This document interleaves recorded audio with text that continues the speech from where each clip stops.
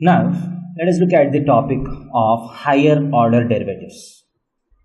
So, if you have a function y is equal to f of x, if you have an explicit function y is equal to f of x, then dy by dx is called the first order derivative of y with respect to x.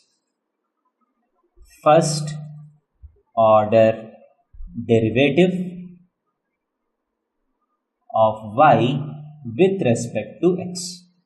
This is dy by dx. Now, what is the second order derivative of y with respect to x?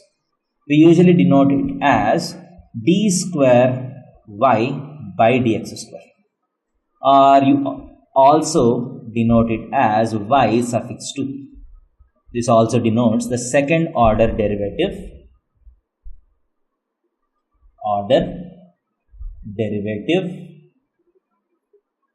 of y with respect to x.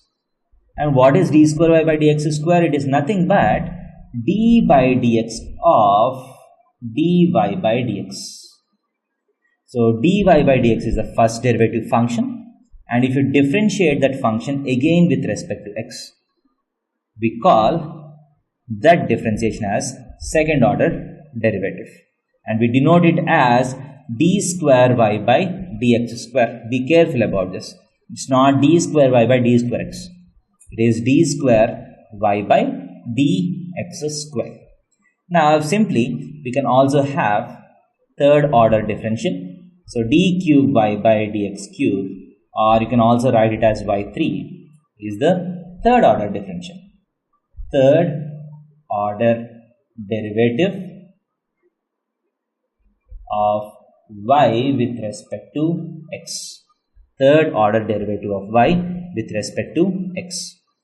And this is nothing but d by dx of d square y by dx square. That is, you find the second derivative and again differentiate it with respect to x. You get d cube y by dx cube. Right? So in this way you can find any order derivative that you want.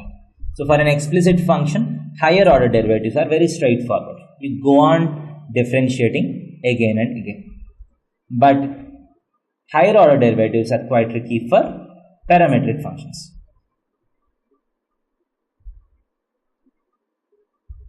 So let us specially look at how to find higher order derivatives for parametric functions now.